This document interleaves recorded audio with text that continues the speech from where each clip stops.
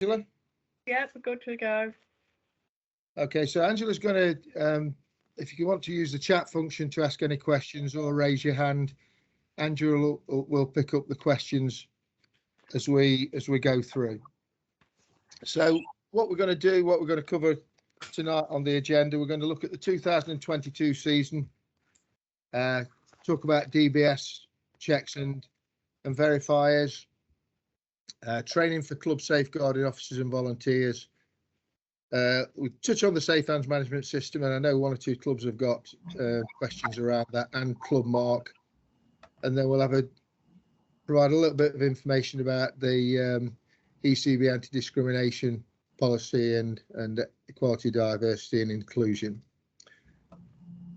So we're going to jump straight into the 2022 season, which fingers crossed will be a bit of a different one to the last couple of years when we've had some real challenges around COVID.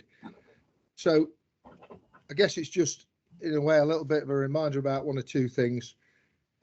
Safe Hands is cricket's safeguarding policy, and I've put in this slide in the slides there the link to this resources and guidance. So make sure you get the slides when we send out information to you. And I'd just like to mention the additional support that we've now got for our clubs, leagues and players through Angela Gregson, who's the county safeguarding officer. Angela's now employed in a part-time role to provide additional support.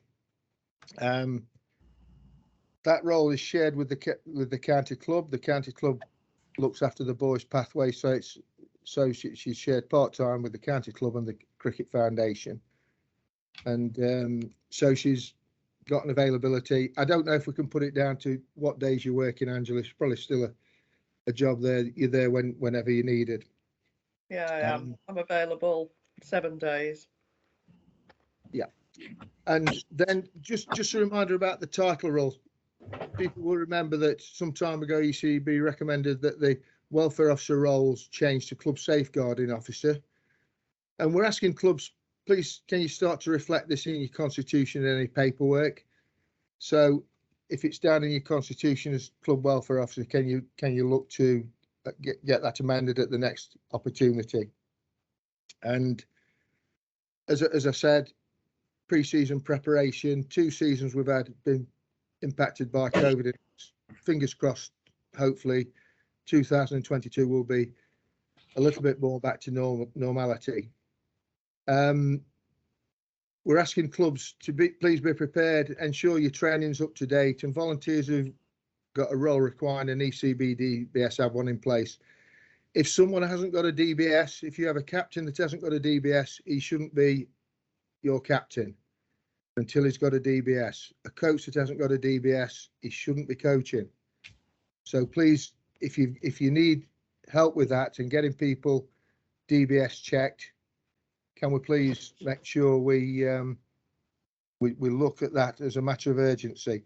I've noticed there's been quite an increase in clubs that initiating DBS checks. So I think things are well underway, but we're now, I think, 4 weeks from the start of the season, so it'll be up on us very quickly. And just to move into carrying on from that, talking a little bit about DBS checks and club verifiers. All volunteers in regulated activity need an ECB DBS. So if they're working within cricket, it can't be another DBS, can't be a football DBS. And just as I go back to say again, can't stress it enough times. Please, if somebody needs a DBS, let's get it started. If you haven't got anybody that can do that, myself and Angela can help you. Also mentioning vice captains, we're recommending that vice captains in all open age teams are vetted, and I think it's pretty obvious why. It's to cover for changes that occur during the season, holidays, it could be injury, it could be work. I think the other thing is to think about is if you're running several teams, so if you've got 3 or 4 teams that you're looking after, or 3-4 teams in a development team, then you might even have to look at extending the number of people that you'd class as a vice captain in those teams.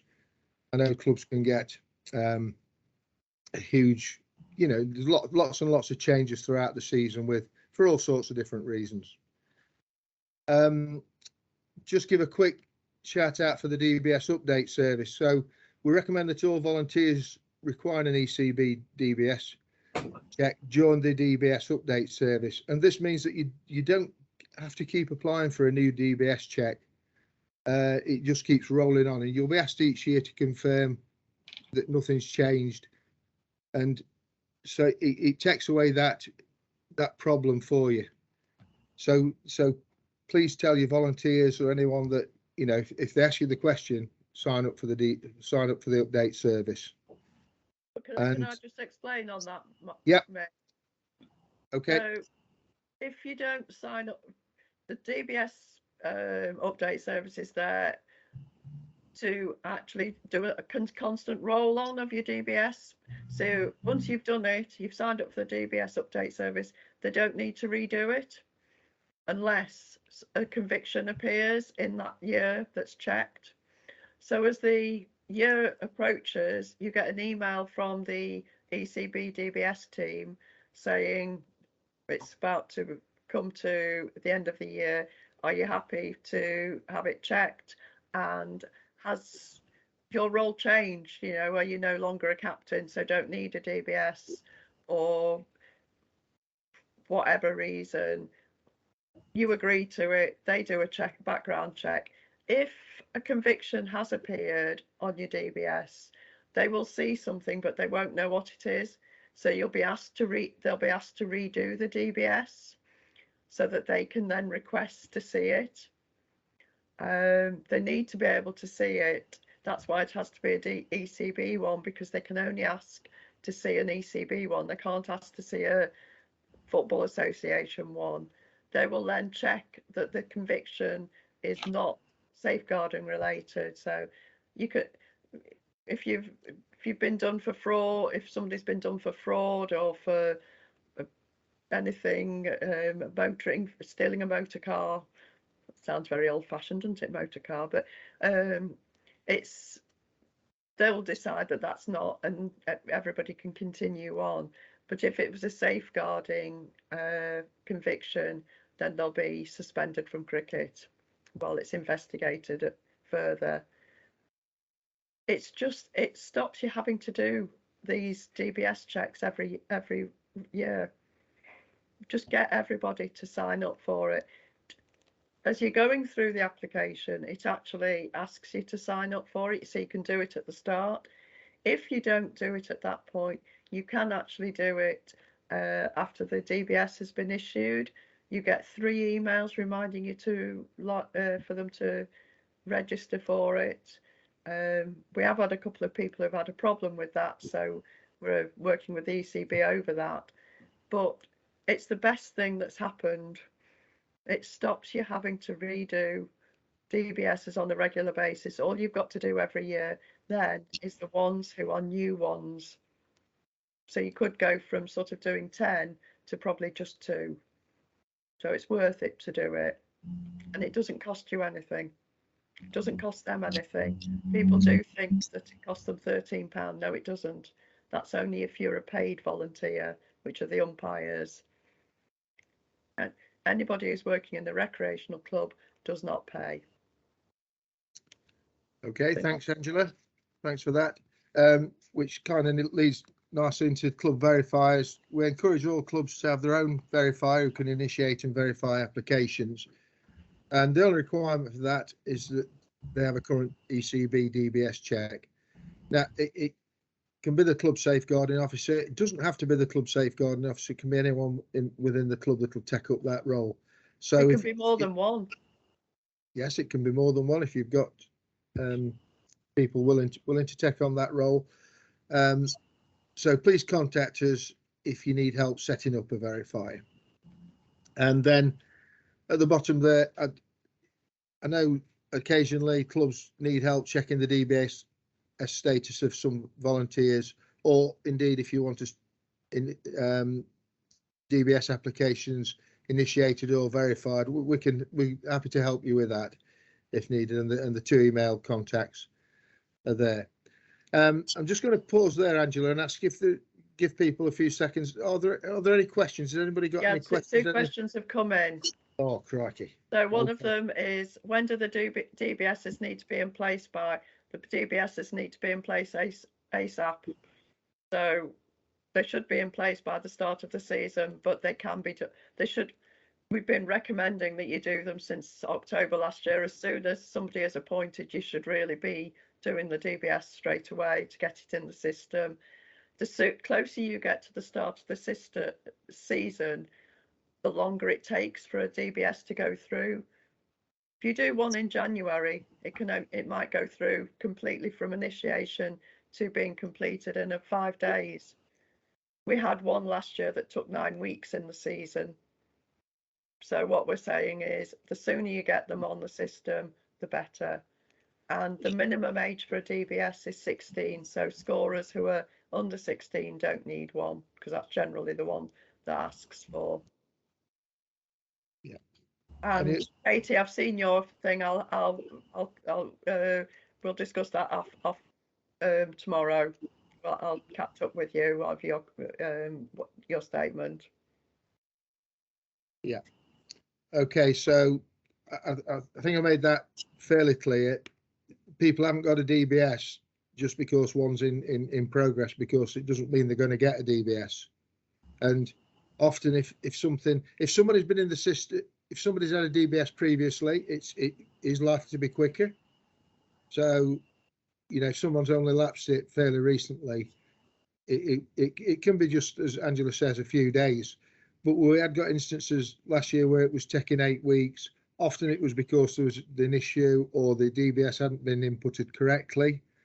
So there's all sorts of different reasons, and sometimes what we do have to remember here, that actually people can only verify the information that's on the system. If somebody inputs the incorrect information, it will not get through the system. You should put the name that's on the birth certificate, not Bob when it's Robert. Nicola, you've asked if they're 15 now but will turn 16 in the season. No, you can't apply until they're 16, because it'll throw the system out, because they're only 15 at this current time. Okay, are we good to move on? Yeah. Okay, so training for club safeguarding officers and volunteers. So we're back on face-to-face training for the Safe Hands course. So there isn't an online option for Safe Hands training. We've done courses. We did one at the County Ground Derby in November. We've done one at Quarndon. We've done one at Tibshelf. We've got 2 more, one at Chapel this Sunday, and we have got one at Derby. And although it says the spaces at Derby left, that course at Derby is now full. There's only I think 7 places left at Chapel on Sunday as well. Yeah. So what we will do after we've done those courses, review where we are. I think, as people know, we're asking people to book for some considerable time on and get up to date on courses. The one thing that I think is worth reminding people of, if you did the online in 2020, there was a program of online courses took place during the summer. So if your course runs out in the summer, then you do really need to look to get on a Safe Hands course. So if it's, I know some of these were May and June. So if you think you might need a course, I know, Angela, you've been chasing people up, so I think people should know that you're on the case. But please tell us, if you can also do a course in an adjacent county. We know there's people that might be close to on the border with Notts or Yorkshire or Cheshire, so you can complete courses in other counties. Please let us know. If you do that, please let us know. Good news on the safeguarding option. So you now have the option of completing the ECB online Safeguarding Young Cricketers course as an alternative to Sports Coach UK Safeguarding Protecting Children course. That's a free course, so there's no cost for that. So we'd recommend you do it. You can, if you wish to continue doing the Safeguarding Protecting Children course, which is available online, you can do. You would need to let us know that you've done that, so because we can't pick that up through our own system. I have to actually have a copy of the certificate. Yeah. And then I've just mentioned the ECB have been running a pilot program for key volunteers.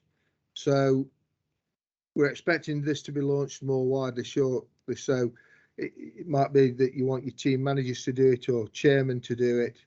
So it's a course that's aimed at getting more safeguarding training for key volunteers in your clubs. That course is also available for cricket coaches, and cricket coaches have to update that every 3 years. And they should have that on their own e-learning portal through the ECB. And then I'll just mention, people might know we've been running a program of first aid courses throughout Derbyshire. So I think we've had one in every district. There's still places left. We've got coming up, we've got Pilsley, we have got one at Mare, we've got a course at Duffield, we have got a course at Hayfield and a course at Dinting. So there are still places there. And if a club's got a significant number of people, we're even happy to arrange a club training event for yourself. And we've done a number of those as well. Are there any questions? Has anybody got any questions about training? I am concerned that the number of people that aren't trained and aren't responding to the emails that are being sent out to them. So I can't tell offhand if any of you who are on tonight are definitely ones who haven't. But particularly if you're a new one, you should definitely be doing the training and responding to the emails. If you're not getting emails from me, can you email Safeguarding to let me know, because it must be that we've got an incorrect email address for you. Yeah. Okay. Oh, hold on, we've got yes. Bob. Yeah, can I just ask, in terms of junior coaches and so on, what, I suppose this might come under Clubmark stuff, but what do they need to have in place? Must they have a first aid course? And what else do the coaches need to have? Are DBFs, obviously, do they need to have done Safeguarding and Protecting Children course? Okay, so the Safeguarding course is Safeguarding Young Cricketers Online. Right. So anyone that's done a coaching course in the last 3 or 4 years, perhaps even a bit longer than that, I think 2017, will have access to an ECB portal, which puts the course on their portal for them when it needs to be updated. Right. Good. And they do get a certificate for that and a recognition that they've done it. In terms of first aid, people doing coaching courses now, a first aid course isn't a requirement to pass a coaching course. What I certainly say to people is that, look, if you're running junior cricket, yeah, nearly from 50-60% of the sessions I see, there's some sort of a minor injury, something happens at a cricket club. So I think most coaches are updating that every 3 years, and we'd certainly recommend that. I then think it's up to the club to look at its own activity that it runs and then risk assess what they need. So for me, people like team managers probably ought to be doing it from my point of view, but you can, as a club, you probably need to risk assess that based on what the activity that you're running as a club. And that's not trying to get out of answering the question. No. But is it do you know if it's a requirement for Clubmark? it's not a requirement to have a list of say 10 people, but it is a requirement to make sure you're running a safe sessions at your club. Yeah. Which, you know, we're comfortable. To be fair, Bob, the level of the people that do first aid courses in this county is the clubs seem to be very keen to make sure they've got coverage in that area. So I just go on things like the number of people doing courses, the number of clubs putting defibrillators, looking to put defibrillators in the club, and that sort of thing. So there's you know, I think people are very aware of it. Yeah, we've just got a defibrillator, so I can take some more sharp singles this season. So there you are. Any other questions, Angela? Yeah, we have. Blake Hall is asking, said we asked to have a first aid course at Elveston CC, but as told can't have it here. Right. Okay. Well, I have to say, you know, if you've got enough room and enough people to do a course, I'm putting courses on. Please contact me directly on that. We'd look for a minimum of 10 people.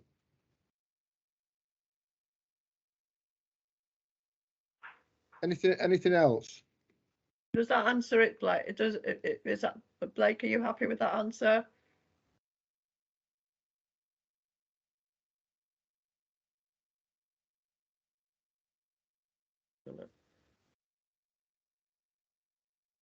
Okay. Oh, Jill, sorry, yeah. Yes, but you only had 6, yeah. Katie Smith's asking how much would it be for 10 people? For 10 people, I think a charge is about £260 for a course for 10 people. And then you did 10, 15.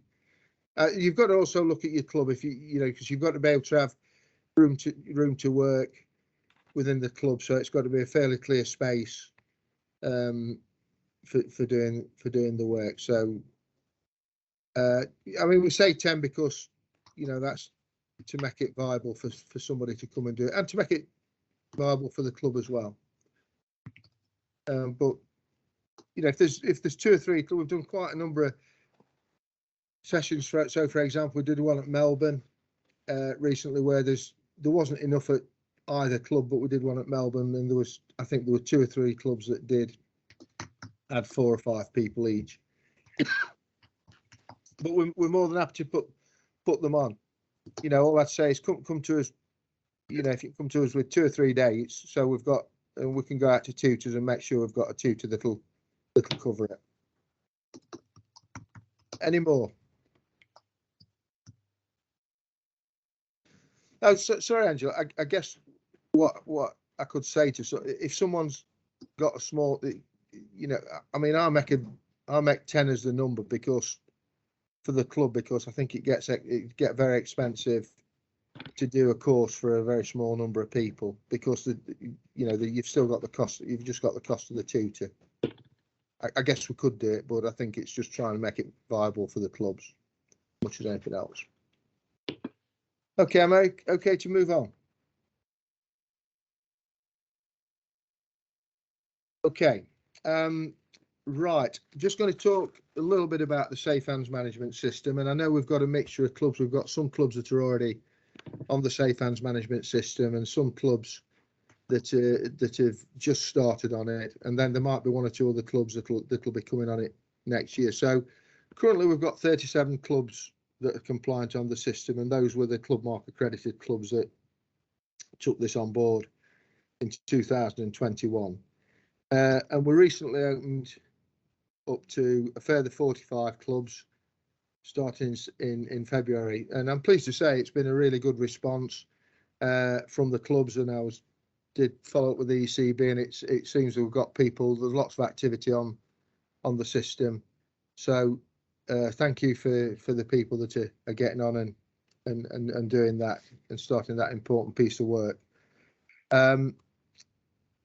So a little bit about the system and what it's about. It's to support clubs and ensure individuals and volunteers have the correct qualifications in place.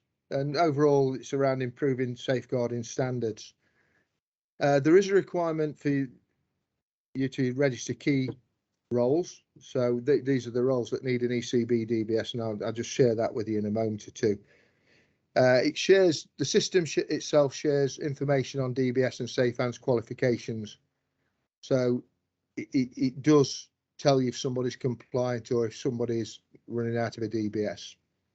And the expectation is that online safeguarding young cricketers and first aid courses will be added in the future. Now, this is one of the questions that has come up is there was some people thinking that this was replacing the club mark process. It's not replaced the club mark process. However, compliance on safe hands management system is needed to achieve club mark accreditation. So that's just a little bit about the system.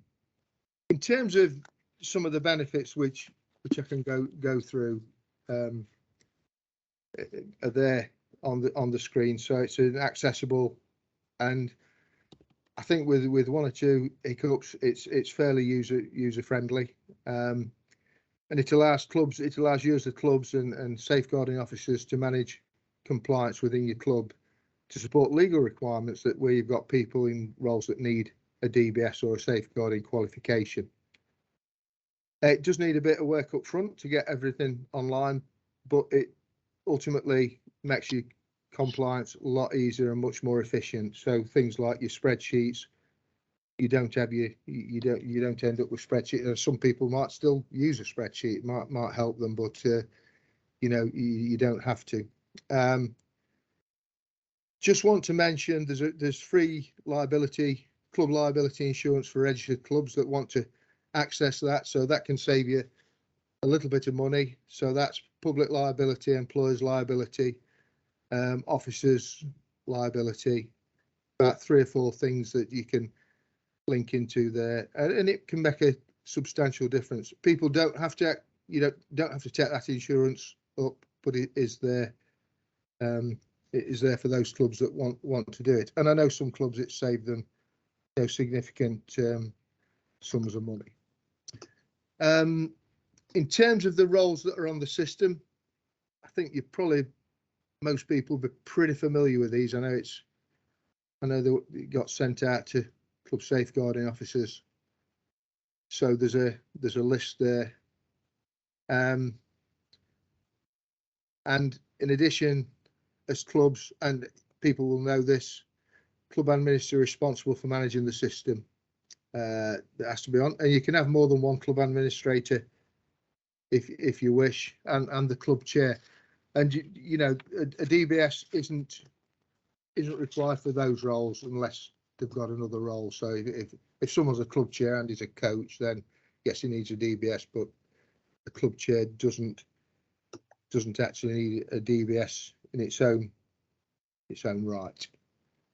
And then I just want to put a few things, and I guess this is just little bits of advice to people that are just Mick, taking just, yes.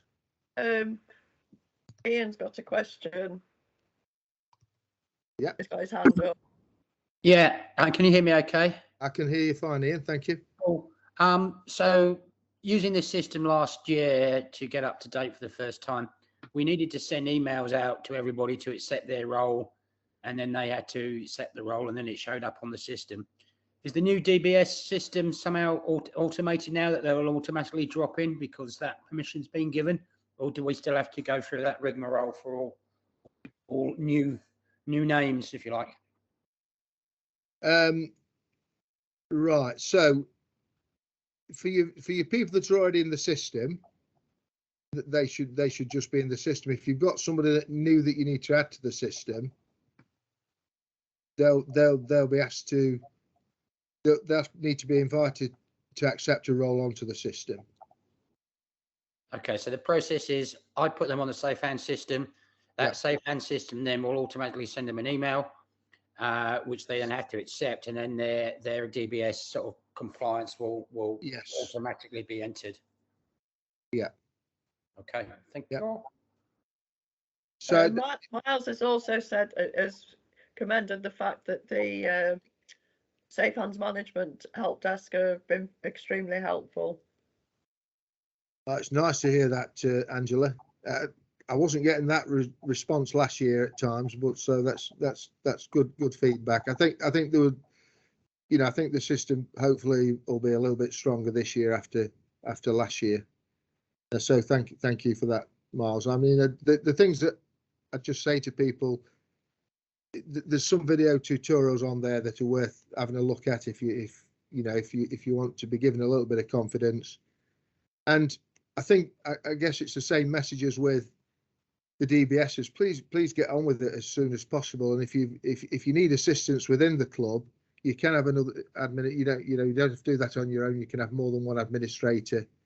But if you need help within the club, you please ask or talk to one of our guys, James, Tom, or Charlie.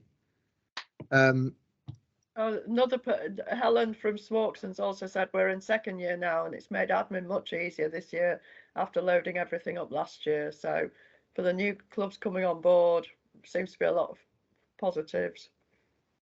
Thank you, and it's great to hear that. A couple of things. I think Ian kind of mentioned one of them. Using proper names on the system.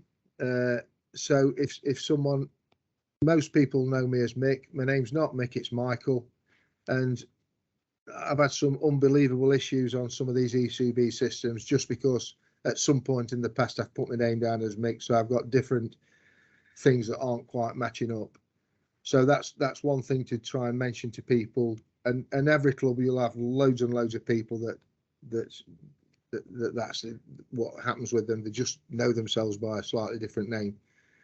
Please tell your key volunteers that they'll be invited to accept a role onto the system, because we had some of the issues that we had last year were really just because somebody didn't accept a role. The only thing they have to do is accept the role. That's all they have to do, and I think it's a click of a button. And as you say, try and get them, tell them about it, and ensure they accept the role.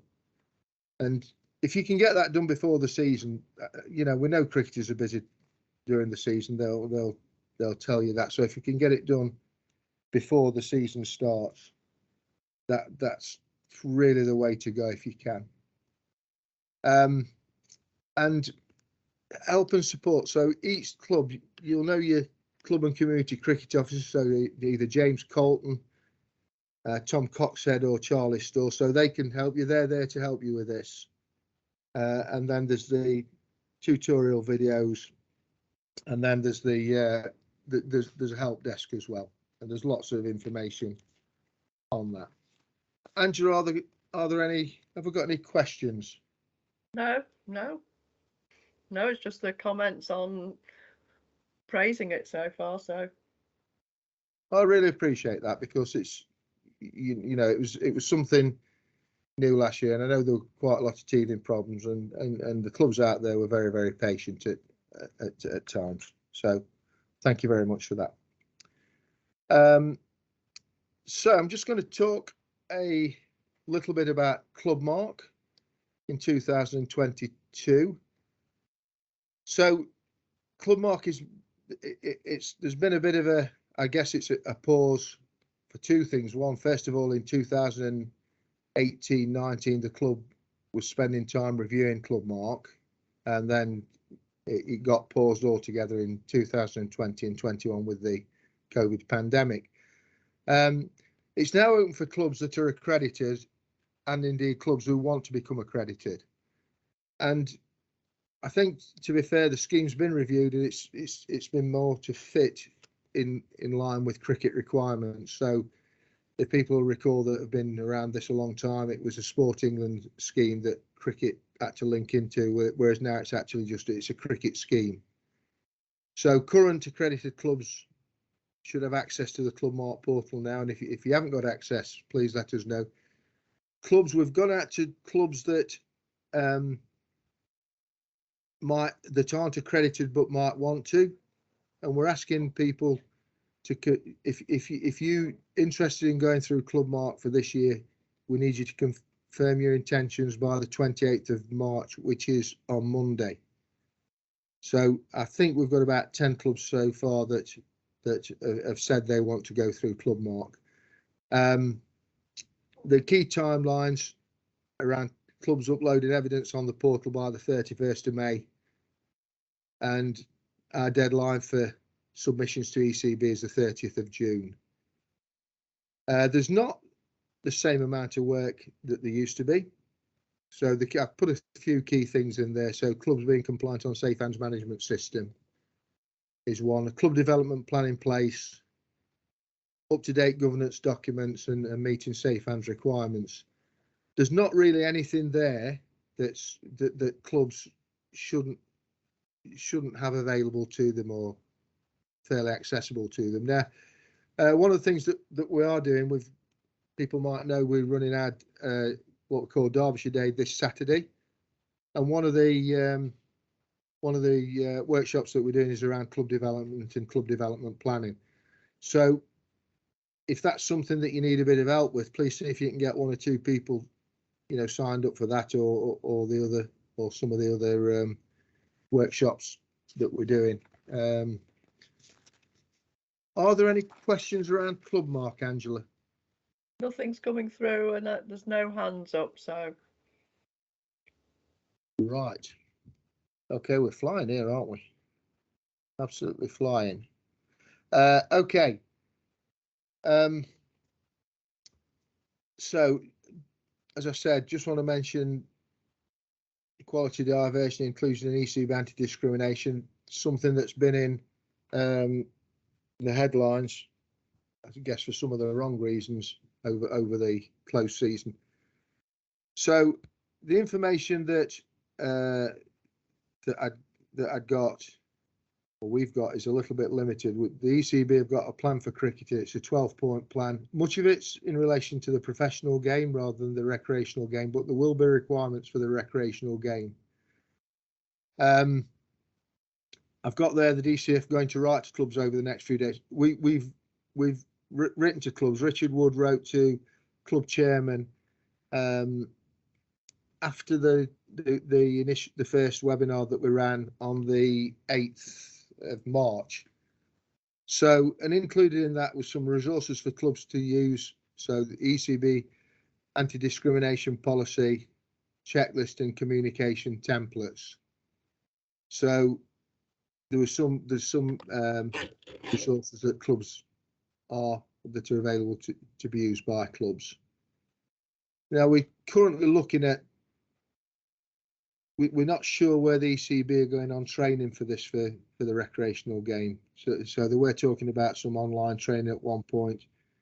We've ran a pilot workshop, or ran a workshop within the Cricket Foundation, the county and the county club, and it was, what we're looking at doing at the moment is whether that's something that we could use to support clubs by running it on a local basis, and asking clubs to support that. So it is pretty important topic.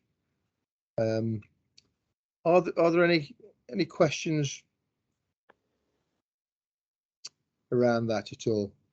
Have you still got the workshop on Saturday at the Derbyshire Day through?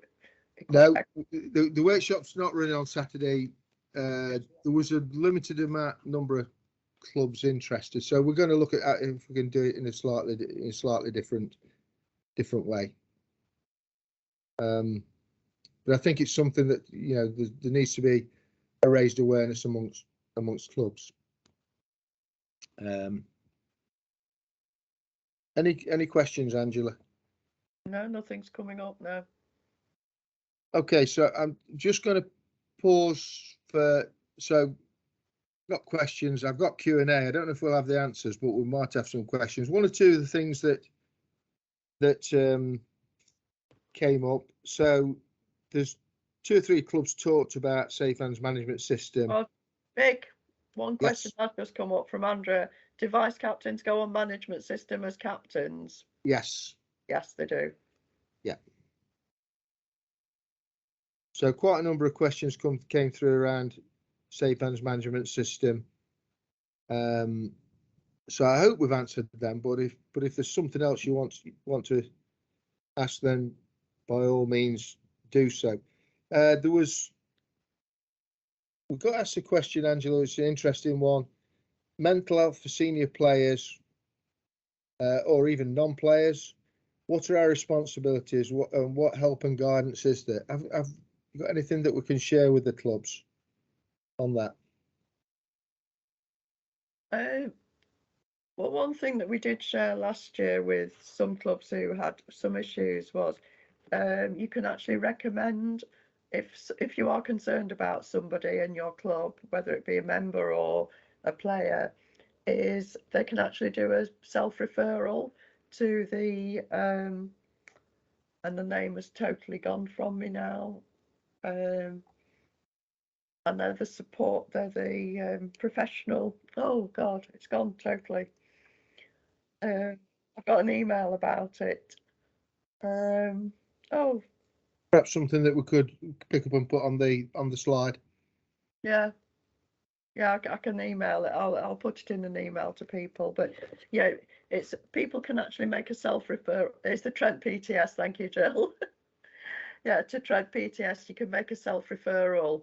So if you think somebody needs that support, you know, if you have a quiet chat with them and sort of say that they can do it, they don't have to go through their GP. It's totally just a one-on-one session with somebody they will support. So that might be something.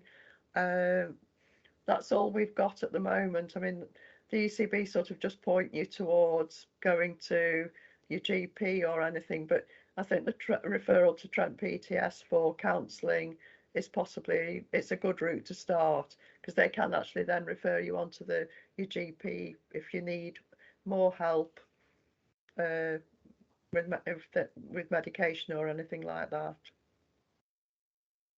Thank you, Angela. There's one other thing. A question from Phil. Okay, can I just let me just finish? Just hold on a sec, Phil. Something if I forget this. Yeah. Okay. There is a first aid course, a mental health first aid course that people can link into. Now, I think we've got some details on that, and I'll try and see if I can't get that on this information on an information slide at the end.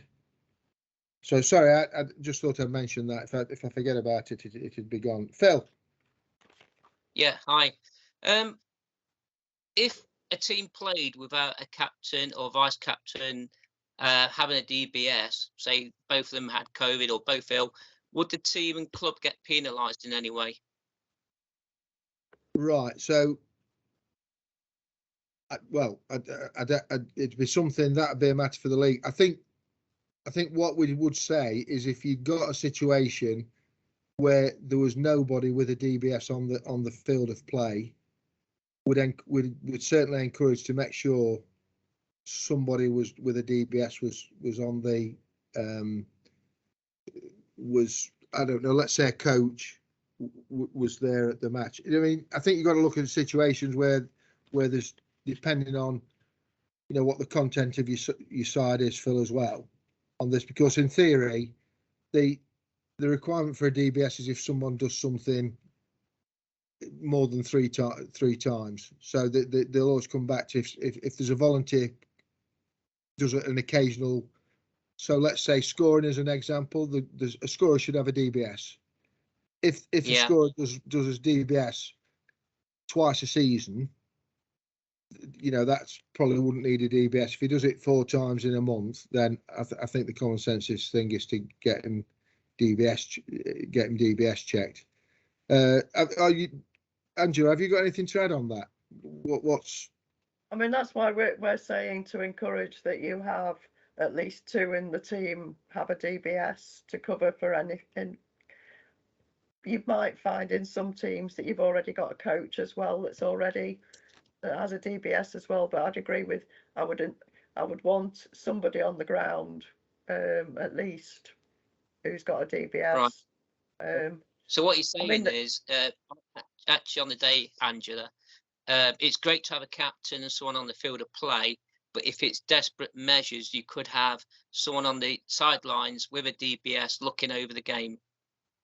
Yeah, it's not what I would really want, and I think the league are part of the league might have something to say if you're playing more than once without a captain or with anybody out, without anybody with a DBS. Yeah, no. I was just saying, if like, you know, COVID comes along again, yeah, the R rate, you know, the cases are rising again. If the vice captain and the captain's out, there's no way we're going to get someone DBS in such a short period of time. You know, what's the next stage? What's the next step to help, you know, that team with a DBS? You just need to be aware of who's got a DBS in your club and who's in the senior teams, probably. Yeah. Yeah, I mean, thank you. Clubs, you know, there's lots of different teams in clubs. There's development teams. There's lots of different. I think you'll know your own club availability as well as anybody, a lot better than us. But I think it's a good point worth highlighting. Gay, you've got a question. No, it's not a question. It was a comment that actually happened last year to us, and I raised. I think I remember that actually. And I luckily found out, and I knew somebody in the team had got a DBS, so they were fine. Made sure that any problems, they were the captain that day. But I did raise it with a member of our club who is on the league committee during an exec meeting, and said, you know, what would be the position? He said they think they'd make, you know, there wouldn't be any sort of sanctions for not having it done because COVID is, you know, it's unprecedented time sort of thing. So it would be looked at sort of favourably rather than it being a misdemeanour. Yeah. Thanks, Gail. I think with clubs, when you working with clubs, you can see clubs. You know, if we've got instances where clubs have got captains throughout the season that hadn't got a DBS, it's a bit different to if somebody's got a really good record on. Nobody's looking to catch people out with this. It's just trying to get good practice within clubs, really. Have you got any other questions, Angela? No, nobody's. Okay, I've got a couple of things to mention that I picked up off the of people that registered. So there was one about, is there anything available to that the welfare officer could do in terms of PowerPoint available to captains or anything like that? Well, I'm not sure we've ever done. I think it'd be a really good idea for the club safeguarding officers to talk to the captains pre-season and make sure that they understand the responsibilities within to their own team and also to other teams as well that they're playing against. I don't know if you've got any thoughts on that, Angela. Yeah, actually, I've just read a question, so it's just sidetracked me. Sorry, just what were you saying, Mick? Sorry, I've got. I was just saying a question about, is there anything available where club safeguarding officer could talk to captains? Yeah, well, what I was thinking was when the ECB's online course that they're going to do for committee members would be appropriate for captains to do as well, probably. Yeah. So that'd be an online course. Yeah, and I think it would be. I think it'd be good for safeguarding officers to speak to captains. So there might be things that captains may not be aware of. So it can be something as simple as, you know, when can a player start playing? So if somebody gets injured in a game and you can't just put a 12-year-old onto the pitch, and that is something that the league have. Sorry, an under 12 player, unless they're a county player. But you can't. We have got somebody who's done a PowerPoint for young volunteers, but I've asked if I can see it and possibly pass it on to people if it might be an idea to use. Yeah, so it'd be a good thing to do, wouldn't it? And then we also had one about GDPR requirements and guidance. Now there is GDPR guidance on the ECB website, and I can put the link to that on the website. So there's some good guidance on there on the ECB website. Are there any other questions?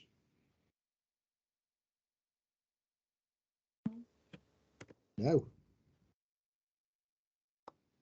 Okay, so that completes the webinar for this evening.